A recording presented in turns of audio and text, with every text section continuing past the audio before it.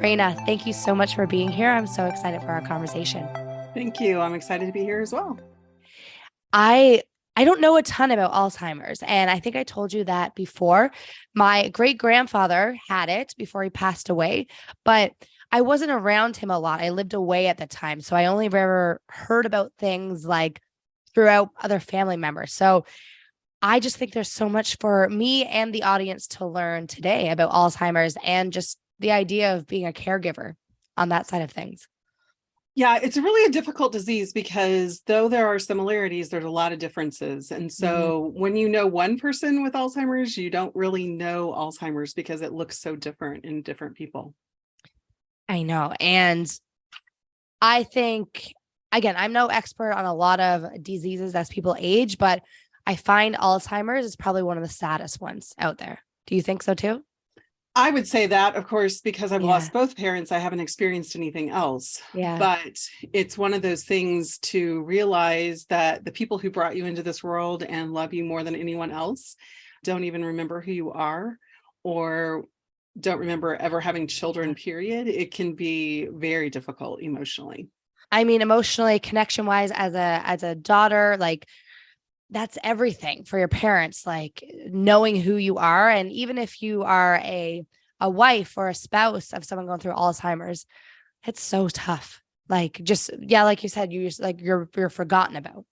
hmm And the thing that's really good about it though is because I hear people say, well, they won't know if I visit them, if they're in a memory care place or something, they won't know. They won't know if I go. But there is a heart connection that never leaves. So Yeah. though they don't recognize your name or they'll say, no, I don't have kids, there's just something there. My daddy, he just You had a feel it. smile for me. Yes. And it was like there was just this recognition at a very deep level that never disappeared. Mhm.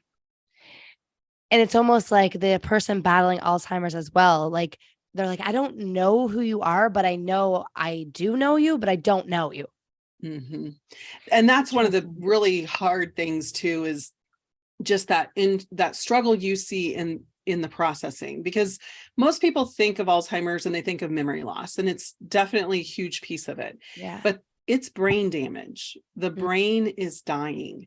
A person who dies with Alzheimer's disease, their brain is physically smaller, like significantly smaller in size. And so there's been so much death of memory cells and other cells that they actually have difficulty processing Mm. and being able to start and stop tasks. It overlaps everything in their life. So the memory is one piece of it, but even just the figuring out of things becomes really Yeah. difficult. I want to set the stage for everyone listening today. You cared for both parents with Alzheimer's. And I remember when we spoke last, you have siblings, but I think you were mainly involved, right? Not really any of your siblings. So I have an older sister, Yeah. and so she actually just lived a couple miles from my parents' house where we grew up. And so she actually was a crucial part. It Okay. was a teamwork thing. Okay. I was a little more hands-on. She was more doing the books and the doctor's appointments and the Yeah. scheduling when it came to taking care of my dad.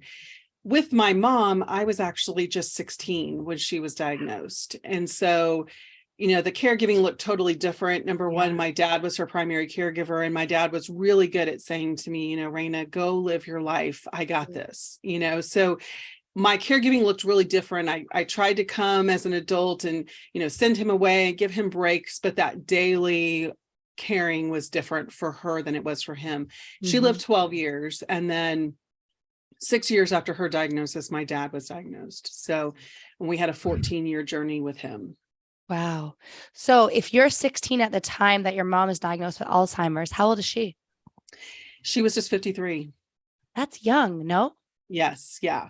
And at the time, she would have fallen in the category of early onset, which has some different characteristics. And typically, an early onset person only lives about 4 to 6 years. So I was expecting her to be gone very quickly. And like I said, she lived 12 Right. years. So we had her for a very long time, but her verbal skills were gone, I would say, within 3 years. It's honestly hard for me to remember the last thing my mom said to me as far as something like having a conversation. Now I could say, Mom, do you want a hamburger or chicken? And she could, kind of communicate in that way for probably 4 or 5 years. But Right. literally the last 7 years, she was nonverbal. The only thing that she said was gibberish.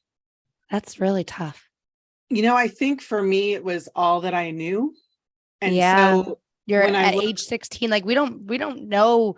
I don't know. I don't have that many memories prior to age 16. So if that's when like your core memories start, that's all you know, like you said.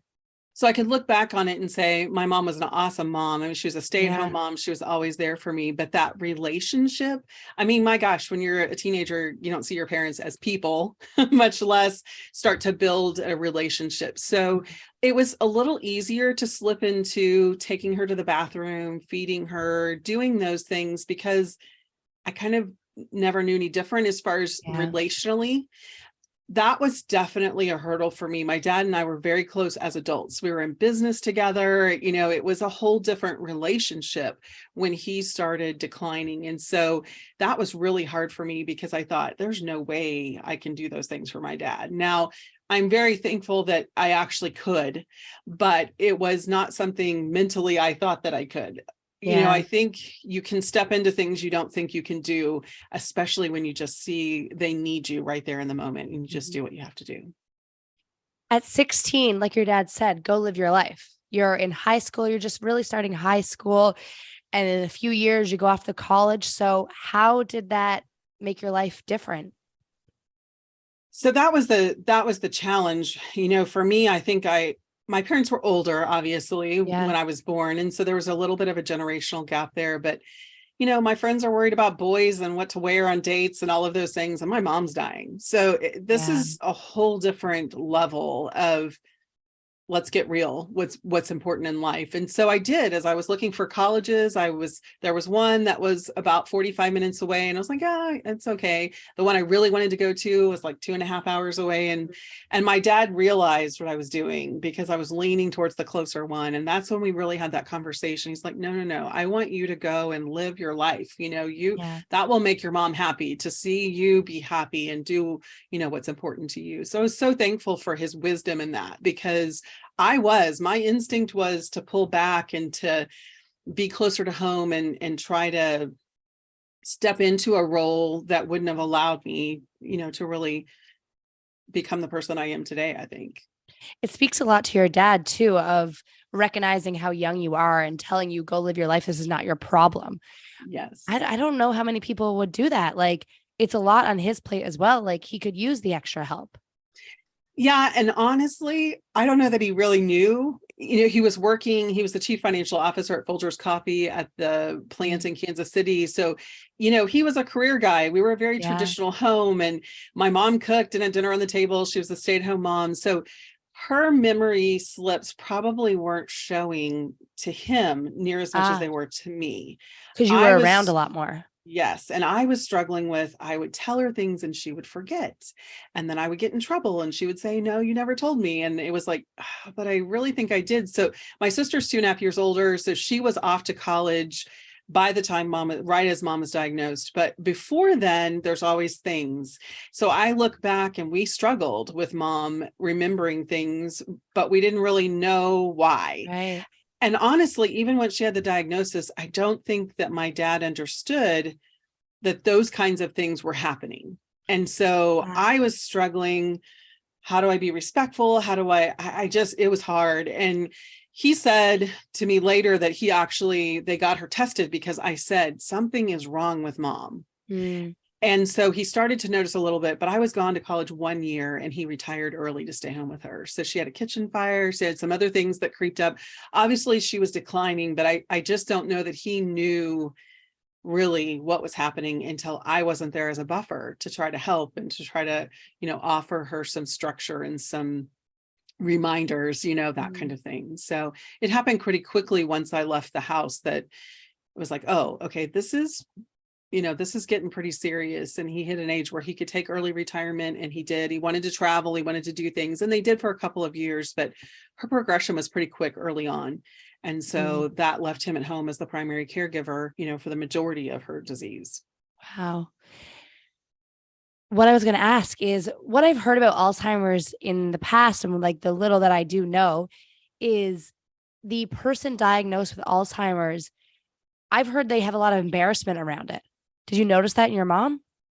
I did, especially when my dad retired, because he started to take over. And again, it was kind of an authoritative household. So, dad just kind of did what dad wanted. And we all just kind of were like, okay, and so he started, like, for example, my mom had more of a cluttery kitchen. She liked things on the counter, and dad did not like that. And so he came in and started taking things off the counter. And I can remember, it was probably one of the hardest memories I have of her talking poorly about my dad, being frustrated and angry, and Right. he's just being mean, those kinds of things. She couldn't see the big picture. She didn't understand why he was doing what he was doing. All I saw was, here's my dad who gave up his career to take care of you, and you're not even thankful, and so it was a season, it was a period of time. And then she became very compliant, very grateful. She would say thank you when you helped her, so it didn't last very long for her. My dad, I would say he struggled longer. Why do you I think that lived is? personality. My Yeah. mom was a more easygoing kind of personality, a more introverted type person. My dad was a go-getter, a really strong problem solver. And so he really just tried to figure out what was going on. And so we were in business together, and he would, when I would go home, I lived about 4 hours away. And so when I would go home to visit, almost every visit after his diagnosis, I went home at least once a month to spend time with him. And Yeah. he would say to me, Rayna, can you help me with something? And I'd be like, sure, Dad, what do you need? And he's like, something's wrong with me. Can you take me to the doctor and help them figure out what's wrong with me? And I'd be like, yeah, Dad, something is wrong. And, we've been, and you're taking medicine, and we're doing all that we can. It would pacify him in the conversation, but then he struggled. He knew he couldn't. In fact, he called me at work and said, something's wrong with my memory, from when he was first worried. And I was like, oh, Dad, we don't really know what it looks like to grow old. Mom was so young. Dad was in his early 70s by that point. I'm like, we don't really know what normal is. Just go to Yeah. the doctor. Everything will be fine. But And he's it used to being wasn't. so sharp, I'm sure, especially working in That's what I finance for his noticed. career. Like if he's, for lack of a better term, slipping up a little bit in his career or in his memory, like he's going to notice. He knew that he was Easily done. not, everything wasn't as sharp and as easy as it once was. So he reached out for help. His initial diagnosis with mild cognitive impairment, which about 50% of the people start with mild cognitive impairment. Some will stay there, about 50% will stay there, 50% will progress on to Alzheimer's. So he knew early that there was something wrong with his processing. There was something wrong for him. And he knew for a long time. He asked for help. He was willing to say, oftentimes people struggle, especially like you said, with him being in finance, struggle with giving up the checkbook or giving up the car and those kind of things. And Dad was happy to, he said to my sister, who Really? lived just within a mile of his house, he was like, I think I want you to start paying the bills. And, she had access to the online stuff even before then. He was just really open and willing to accept help. So we were so thankful because it wasn't a big fight. We did a lot of Right. things right to help with that, but he was also very self-aware and willing to hand over the reins at times. So I feel like not many people going through Alzheimer's is like that. But no, I think maybe watching your mom go through it, he knew kind of the path it was going to take. I think he was very aware that he was going to get to that place.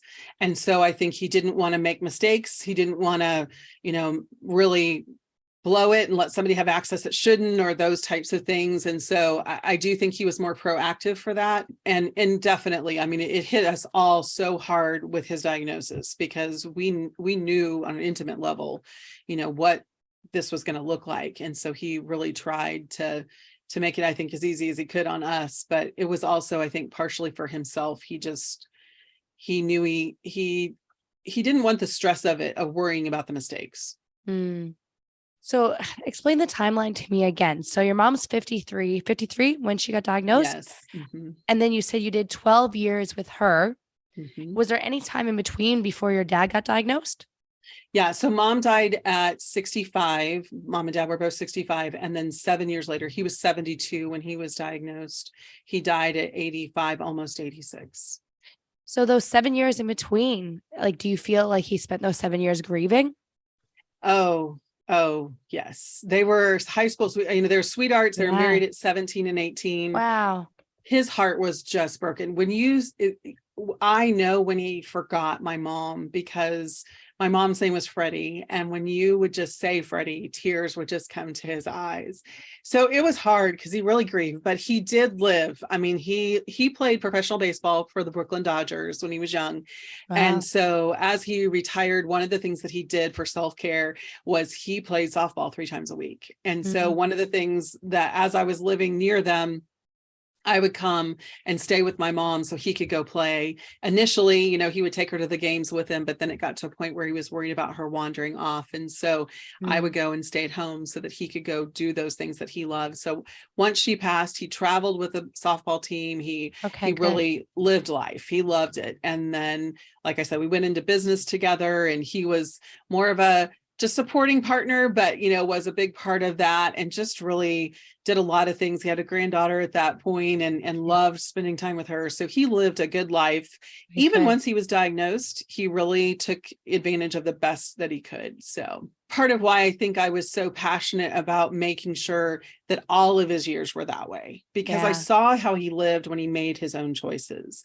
And that was my template to say, when dad could decide, dad did it this way. And Mm. so I made sure to continue to do that for him. When it wasn't his choice anymore, how can I make it as much like it was when it was his choice?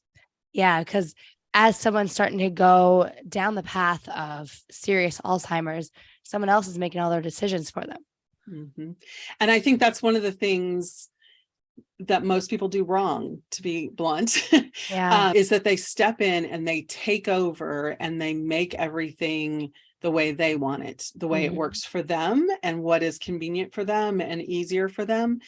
And I feel like it's so important to honor the person and Agreed. who they are, who they've always been, and let them still be who they are. And you do that by creating this world around them that lets them continue to make as many choices as they can, and offer the support, close the support in as they need it, but continue to allow them to move through life like they always have. So Mm. oftentimes people talk about, how hard it is to take the vehicle away. They can't drive, and we're just going to go take the keys. And many times, especially as a child, adult child, that's what they do. They go in, they sell the car, they just take it away, but they don't think about the repercussions of that. So like I said, my dad was playing softball 3 times a week. Yeah. Doctor says it's not safe to make the decisions on the road anymore, so we need to take the car away. How am I getting him to softball? I'm hiring somebody to drive him. Of course, he still wants to go. That's right. And that's what we did, is we hired a caregiver.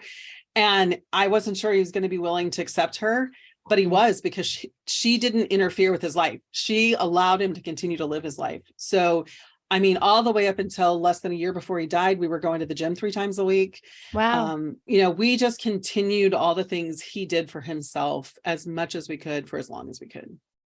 I've seen this time and time again when a parent is aging and getting kind of to those last few years of their life, and the kids get involved, the adult kids, and start taking things away. And Mhm. I find that's what causes the deterioration of the aging parent. The isolation, the Yeah. lack of purpose, the lack of control, all of our spirits need those things. Yeah. So yes, we need to keep them safe, but not at the cost of keeping them healthy and happy. So I always use the lens, happy and healthy as long as possible. Mm. I knew that he was going to deteriorate. His health was going to deteriorate for whatever reason, whether it be heart or whatever, but we were going to keep him as happy and healthy as long as possible. And happy was just as important as healthy. And Yeah. so many times people they're so worried about keeping them safe that they take everything away from them that's important to them. And that is heartbreaking to me. And I think honestly, it impacts lifespan, Of because course. Soon as they get that responsibility taken away from them and any kind of ownership of life, like I've seen it before. They just let themselves go. And Just give within up. a couple months, they're gone. Yep. And there was nothing else sick about them, nothing else deteriorating. It's Yeah. that, like you said, that sense of purpose is gone. And they're like, what do I have to live for? And honestly, that was the decision. So things really pivoted for my dad. He developed melanoma. And Mm. so we had surgery for cancer. And sadly, then MRSA developed in the womb and he lost the skin graft. And it was a very tough period of time. The decline of just self-care things. He went from, shower and shave and do all those things himself, helping cook dinner, that kind of stuff, to, just really needing constant prompts and help with that. And when that happened, his sister had been living with him and she was like, I can't do all this. I need to get out of this stress. And so we reached a point, my sister and I, what do we do? He had kept my mom home her entire life. I knew he had told us specifically, I want to be at home as long as possible after his diagnosis. But what does that look like? How do we do that? I'm 3.5 hours away on the farm. My sister's a mile away, but she has elementary age kids. Yeah. So we did what most families do. We started looking at memory care units and I couldn't do it. I walked out in tears, just imagining my dad, who's playing volleyball 3 times a week, going to the gym 3 times a week, locked in this memory care facility with chair yoga as his exercise. It just didn't match him. And so I came home in tears and my husband said to me, Rayna, what's going on? I'm like, I just can't see him living there. I just can't see it. And I know beyond a shadow of a doubt, he would have given up on life after he tried to break out multiple times. He just would have given up. He probably would have the first night. Oh yeah. It would have been awful. And so my husband just looked at me and said, well, if you need to come here and live with him, that's what you need to do. And so immediately that got my wheels turning. What can I do? So again, my husband farms. We lived 3.5 hours away. I had a high school junior living at home, all of these I was teaching part-time. It was like, how am I going to do this? There was a lot. I mean, my plate was full. We all live with a full plate, right? Yeah. And I'm looking at, how do I take care of my dad? And so I started just brainstorming and trying to figure out, what does it look like? How can I do this? And so I found in-home care support and I went to my sister and said, okay, if I come here 3.5 days a week and we pay somebody 24/7, it would equal about the same as putting him in a memory care unit. Can we do this? And she's like, wow, can we do this? There's really people that do this. And I'm like, yeah, we can do this. I've talked to him. And so she's like, well, I can spend the night 2 nights a week. And my aunt, who was living with my dad at the time, was like, well, I can go 2 nights a week. I'd love to be able to still spend time with him. I just can't do it all. And I'm like, yeah, great. No one can do the 7 days. It's not fair to Exactly. expect it of anyone. Yep. So we put it all together. And for 4.5 years, I drove to Kansas City and stayed with my dad. For 2.5 years, every weekend from Thursday to Sunday. And then the last 2 years, I dropped to every other weekend, both physically and emotionally. It got difficult to continue that schedule. So I was able to find good caregivers that could step in on those weekends I wasn't there and was able to care for him, just hands-on, taking care of him. Yeah. So it was. You didn't end up hiring the in-home caregiver after? We did. So we had in-home caregivers that came and went. We also used, there's day stay facilities that are available for people with memory loss. And so he went there and got socialization and had opportunities to do that. We kept him playing volleyball. We continued to take him to the gym. I found he loved to play ping pong. So we played ping pong together. Good. I ended up buying a ping pong table and moving into our formal family room and being able to play ping pong together. So we kept him doing the things he loved to do. And I cherish that 4.5, just the memories that I have and the opportunity to hang out with my dad for those long extended periods of time and have those glimmers of recognition, like we talked about before, as well as then just, stepping into his need. Yeah. And those are years that you're going to cherish for the rest of your life. Definitely. Although he's battling a really sad disease, you spent so much time with him. Mm-hmm. How long ago was it that he passed? He passed in June of 2018. So. Okay. So it's been, almost 5 years without anyone. Yeah. Yeah. Wow. What was the first inklings that maybe with your mom or your dad, where you started realizing that they didn't recognize you anymore, or they didn't know who you were, or they didn't know who someone was? Yeah, it's really funny because the sad thing about Alzheimer's is you don't know when the last time is, Ah, because it just disappears. Basically, I mean, like physically what's happening in the brain is all these dendrites are on the cells, and that's what allows the communication. Well, yeah. this plaque is building up on the dendrites and they're breaking. And so they break a few at a time. And when that last one breaks, that cell dies. And so that communication is gone. So it doesn't happen overnight, usually. It usually happens slowly. So it's this little glimmer here, a little thing there. I don't know. I can't even remember the last time. I know, my parents took me to college and helped me move in, and we didn't talk on the phone. We didn't, my mom never called me to see how I was. So I don't know at what point she didn't know who I was. That was definitely harder. I think I don't know. I just didn't think about it. With my dad, I was a little more aware of it, but I can You're around, yeah. remember looking back and thinking, oh, yeah, he hasn't called me by name in a couple of months. So So kind of you come to the realization, you're like, oh, yeah. this probably happened months ago. Yes, because then when you start to realize, okay, yeah, he's not saying that. The thing that was interesting too with dad, we had so many caregivers that the caregivers would ask questions that I didn't ask, well, who's Freddie? And do you have kids? And just curiosity to kind of have conversations. And it would come and go. There'd be times, yeah, no, I don't have kids. But for probably the last couple of years, he would say, no, I don't have kids. Mm, The thing that's amazing though, is I always think God gives us what we need. And 2 days before my dad passed away, he said my name. wow. After years of not. Years of not. Yeah. So I was standing at his bedside and I was talking to him, and somebody else came in the room, and I kind of took a step back where his peripheral vision, he couldn't see me anymore. And he was like, where's Rayna? And it was like, oh, I just immediately knew. It just landed so amazingly for my heart because it was my name and I hadn't heard it in a That's really what you long needed. time. So yeah. Yep. What is the causes of Alzheimer's? Yeah. If we knew, we could do something Yeah. about it. We Yeah. just don't know why we're getting, there's been research out there, these plaques and tangles are the characteristic of Alzheimer's. Dementia is a lot of people will use those words interchangeably. Dementia is a set of symptoms. They're behavior symptoms that are causing a problem. Alzheimer's is one of the causes of those symptoms, but Okay. there are over 100 different types of dementias. And so about 80% of people have Alzheimer's, but we're also finding that there can be multiple causes of the dementia. So they can have Alzheimer's and other things.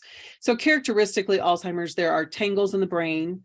So they're finding that some of these proteins are tangling up, which interferes. And then there's also this plaque that's built up and broken the memory cells. And so the communication just stops. And the brain actually has empty holes. It's mind-blowing when you see what a brain looks like that's been autopsied, because there's just whole sections that Scary, are I bet. gone. It is. It's something that thankfully I love Teepa Snow, and I've trained in her positive approach to care. And one of the things that really impacted me was seeing the autopsied brain after having my dad gone, because then it was like Right. then looking at, okay, this is why the auditory processing wasn't happening. This is why, because it's literally an empty hole in their brain. Yeah. It's just Gives you a mind-boggling. little bit more So like scientific clarity to understand. it really did. And with my mom, again, the progression was so different. Her visual perception was gone very early on. So she would bump into walls. Really? I never forget one day, we had a little dog and he came in and he barked at me. I was staying with her while dad was playing ball, and she was in her bedroom, and she would go in there and just sit in the quiet, every now and then. So that's what I figured she was doing. And he came in and barked at me, and I followed him, and she had gotten into the corner of the room Yeah. and was crying and couldn't figure out how to turn around and get out. That's fascinating to me because when I think of Alzheimer's, I always Yeah. only thought about memory loss and forgetting who the people Yes. were around you, but I never once thought anything about like visually or auditory. Yep. So that Really? visual piece of it is, when we think about, well, they don't eat, they don't drink, they can't see it. They become middle to late stages. All they can see is like if you have a scuba diving mask on. Late Really? stages get down to just tiny little binocular vision. That's all they can see is what's right directly in front of them. And by the very end, they're down to monocular, only one tiny little point. So so It's much of how we horrifying. care for them. It is. And when you walk up and you start touching and you start talking before they visually see you, Yeah. you startle them and Yeah. they immediately become defensive. And when you talk about people saying they're angry and they're hitting and they're all of these things, wouldn't you, if you had no idea what was happening? And they start to lose the words, they don't understand.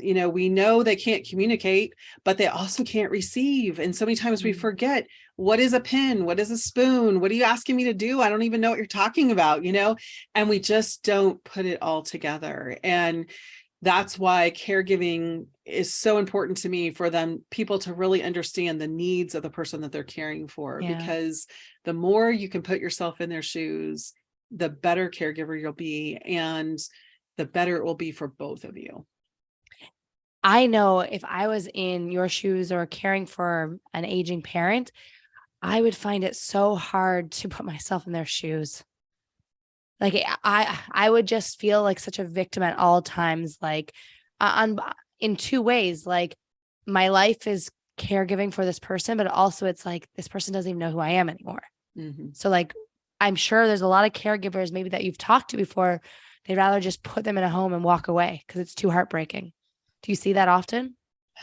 I do. I feel like that's where no regrets comes in. I don't know Yeah. how you do that and not regret it later, because there are glimmers, there are moments. Yeah. Caregiving is the hardest, best choice you will ever make. Why do There's you say so that? much reward in it, and knowing that you cared for their physical needs and you made their life as good as it can be all the way to the end. It's the best thing I ever did. I would It's never do rewarding. it any differently. It is at a whole, I think it's rewarding at the level of it is rewarding to raise your infants. You know what I Yeah. mean? They are completely dependent on you. You are their voice, you are their advocate. And knowing they did that for you to raise you, it's just that reciprocal love back to them. I mean, we really do live this kind of bell curve life, and I'm just honored to have been able to step into those needs and help my dad be able to live the best that he could all the way to the very end. You spent the majority of your life caring for both your parents. It was really funny because it wasn't until my dad passed away and people told me, you need to write a book, you need to write a book, that that registered to me. I mean, I was a Yeah, because that's teacher. all you knew. Yeah, it's just my life. It's just who I've been. And I look back and know that it definitely has molded Yeah. me into who I am.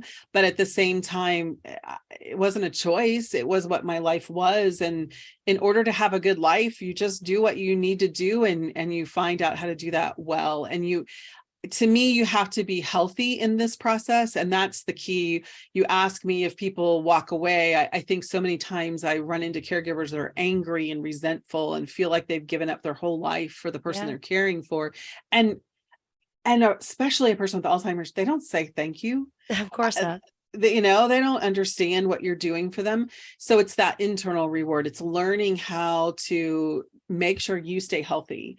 And that's what my book talks about. Is the first half is all about what do we do? How do we hire people? How do we fire people? How do we manage medications, find doctors, all of those tactical things with stories of how we did that as a family. But then the last 6 chapters are about, how did I take care of myself? How did I Yeah. have a marriage to walk back into? I frequently tell people, you want to bury them with no regrets, but you also want to have a life that you can walk back into, because so many times people lose their marriages, lose their friendships, and alienate their children because they're not there. So it Yeah. is a matter of getting the help that you need so that you're not doing all of it. It's not realistic for anybody to do this 24/7. It's just not. So you need to build that team around you. And if family's not going to be your team, you need to hire people. Yep. And it's so important. I have a quiz that I created called caringquiz.com that just lets you look at your caring personality, because we need all personalities on that team. My sister did completely different things than I did, but that was her talent. That was her gifting. That Yeah.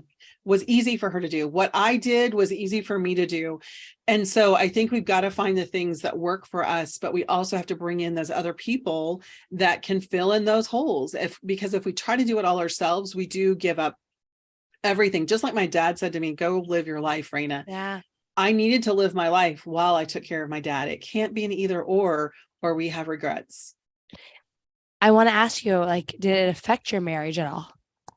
I don't feel like it did. We talked Okay, every night on the good. phone. In fact, I felt like we talked more Oh, because because you we were were so apart. mindful of it, I bet. Yes. I mean, Yeah. every night at 11 o'clock, I called him or he called me, and he's a farmer. So sometimes he was baling hay, sometimes he was going to bed, Yeah. He was but it busy. was like, yeah, I mean, he was doing what needed to be done. I was doing what needed to be done. But, probably our youngest was probably impacted a little bit more than the rest because he was still in high school, but high schoolers are so independent.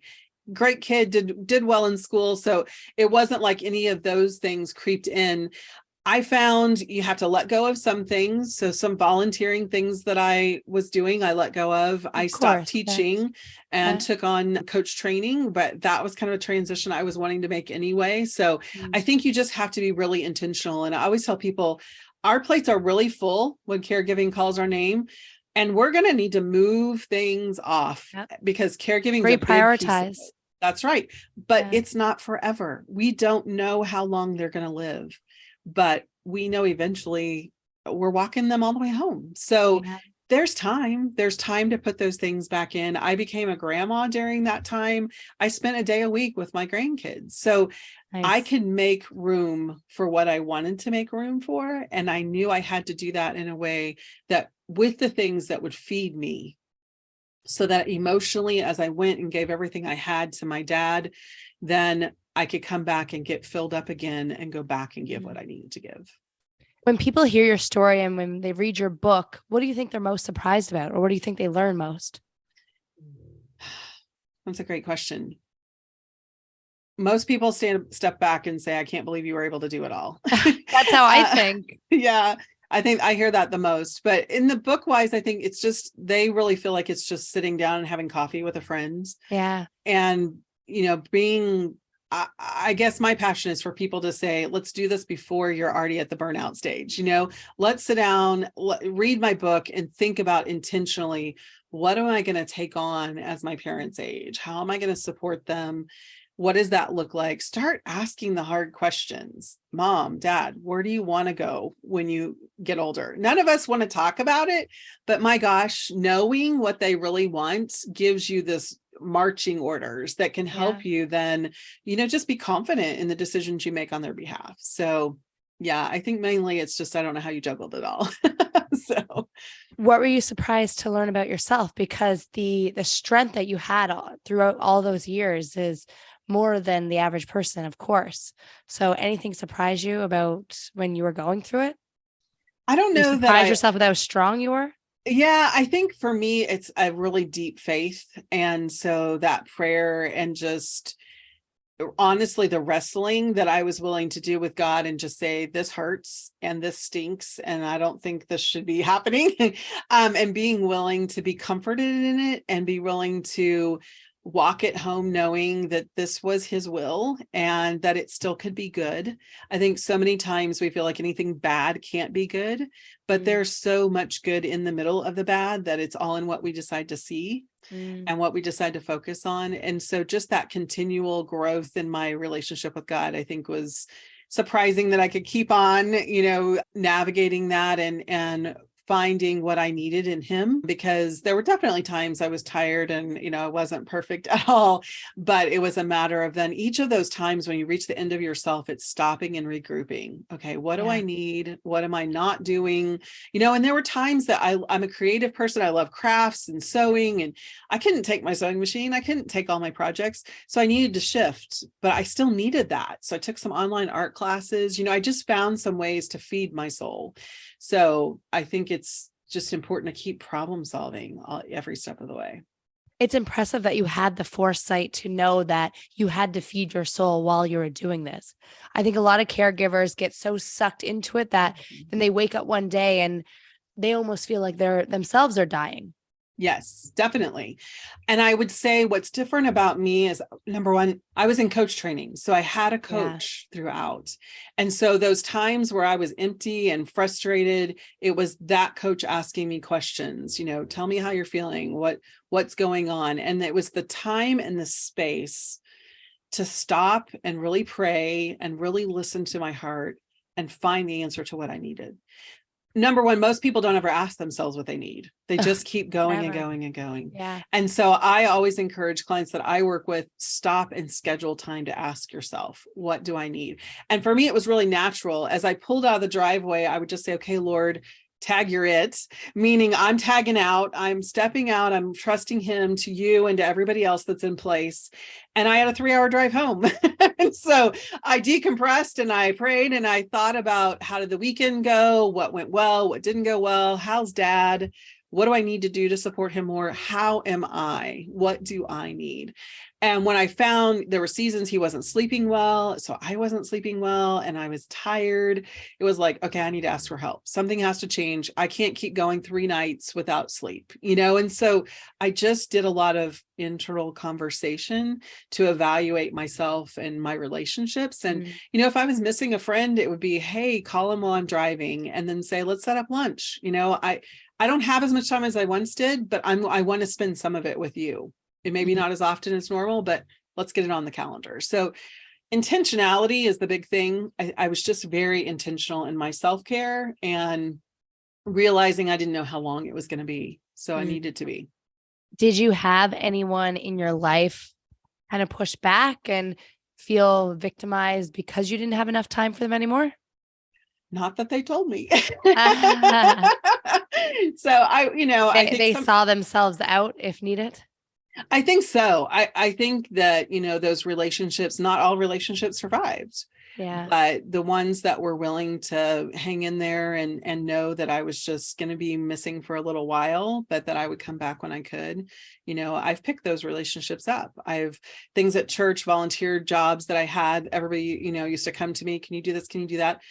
No, and so no, not everybody asked again. So it was kind of starting afresh once I came back to being more available. But for me, it was also after caring for him, the grief season was intense and surprising. I would say that's probably, when you said the word surprising, the one thing that surprised me the most was how intense the grief was. So it took time for me to recover from that too.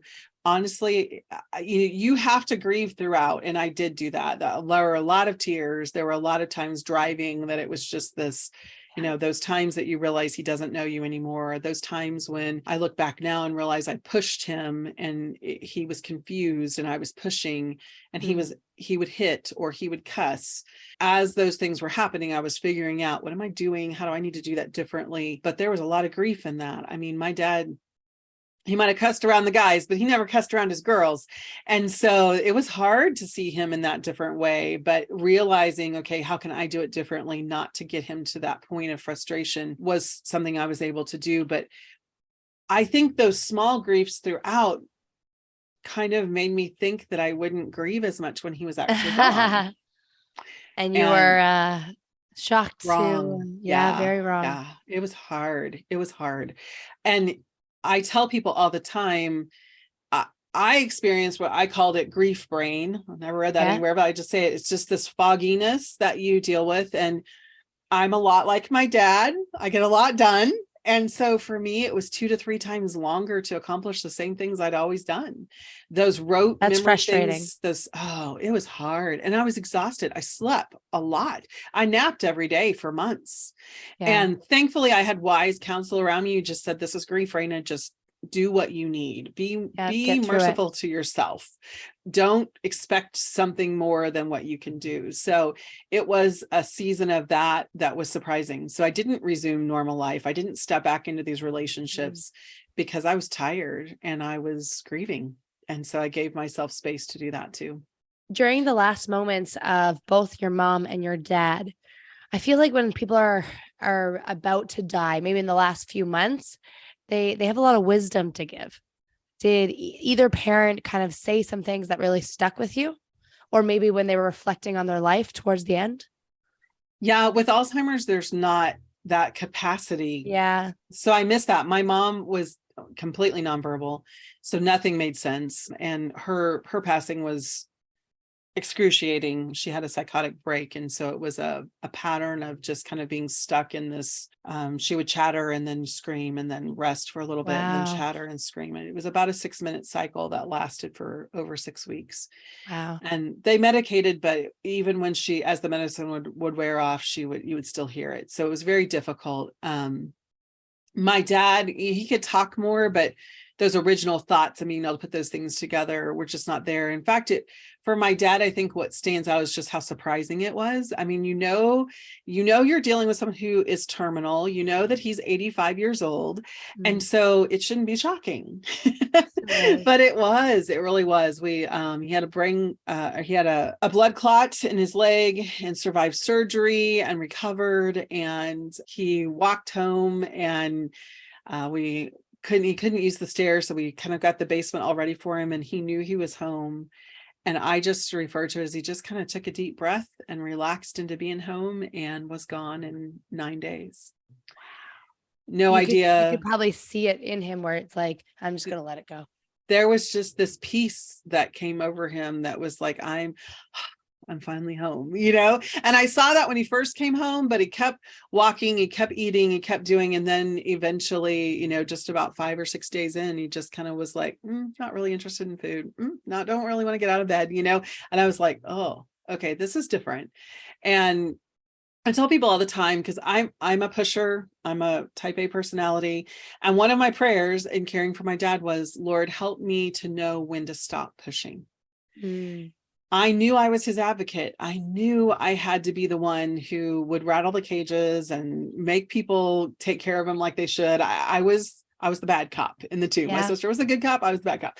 And I'm okay with that. But I knew that I would not be willing to let him go.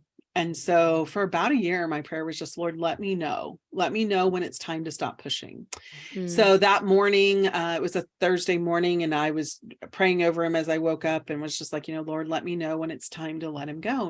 And I had this quiet sense in my heart, it's time. I'm like, oh, wait a minute. You must have misunderstood me. Let me reword that. And the Lord just laid on my heart, no, it's time. And I looked at my dad and I thought, oh my gosh, he was just glowing in peace. He was just at peace. And that day I had a couple hours off, which normally I didn't with this schedule. And so my sister had come over and the caregiver was there, and I was able to leave the house and just go do something. So I went to a movie kind of mindlessly and had about an hour left. And I went to the dress store and I was looking for a dress for my dad's funeral. Yeah. And I came home and the home health nurse was talking to my sister, and she was telling my sister that my dad had all the signs of dying within the next couple of weeks. And it was a total and complete shock to my sister. And she's just like, that she can't be right. She left and she's saying to me, and I just looked at her and I said, you know where I was? And she's like, no. And I go, I went to look for a dress for Dad's funeral. And she's like, what? I just knew. And she did not. Yeah. And it actually, as we were talking about it, she like physically stomped her foot and she's like, you have been pushing from the very beginning. And now I feel like you just abandoned me. You just ran off and I'm standing here by myself. And I'm like, no, you're not. I'm right here by you. And we are not doing anything until you're ready to. Yeah. But I know he's done. And we called hospice. I came in on Friday and my dad was gone by 5:55 a.m. on Monday morning.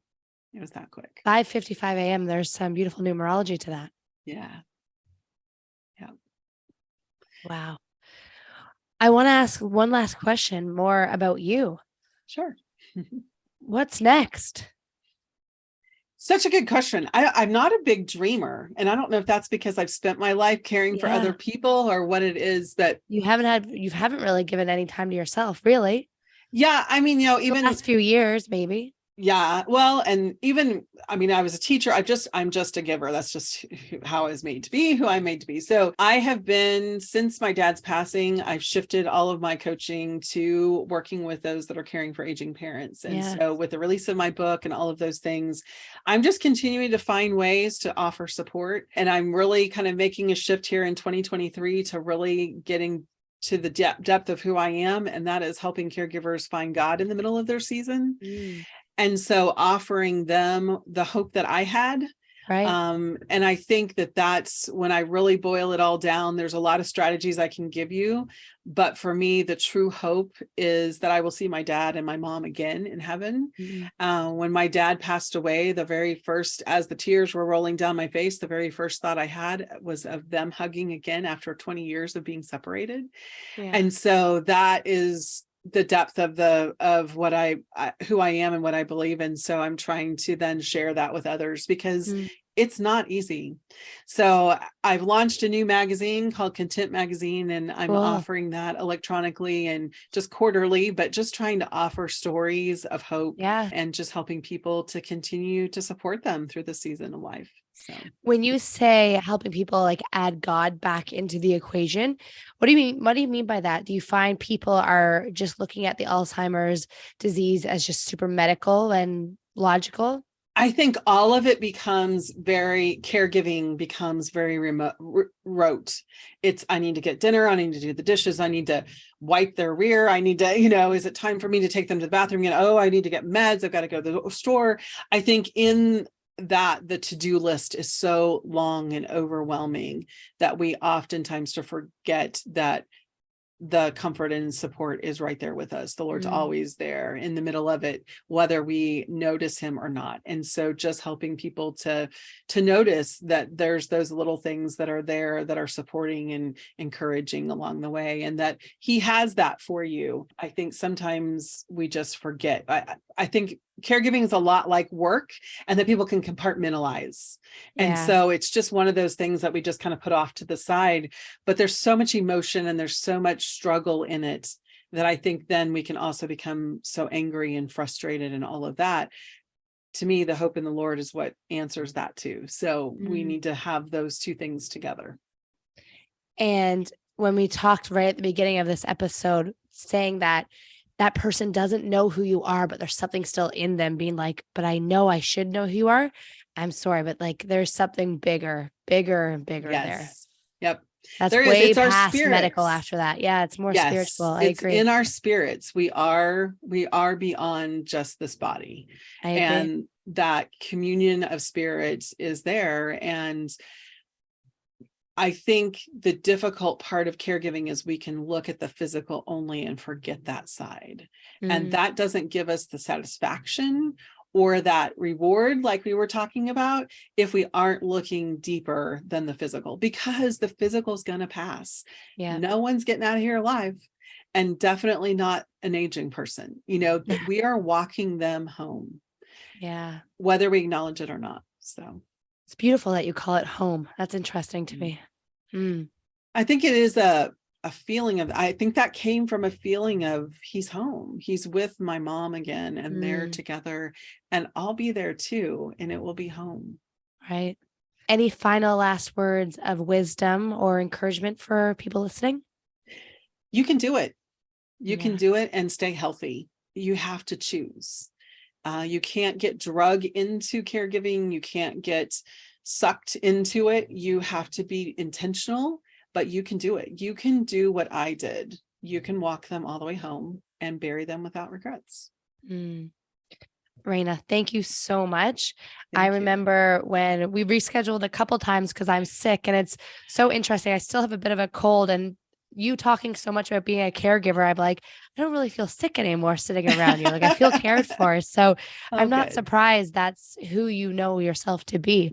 But I've learned a lot in this episode about Alzheimer's. And I just know if I ever have that situation as my parents get older, I'm going to listen back to this episode for some encouragement, because I know right now I don't have the tools to do it, or I know I would lead with nothing but resentment and anger. So knowing that we've had this conversation, I know there's definitely another way of going about things. So thank you so much.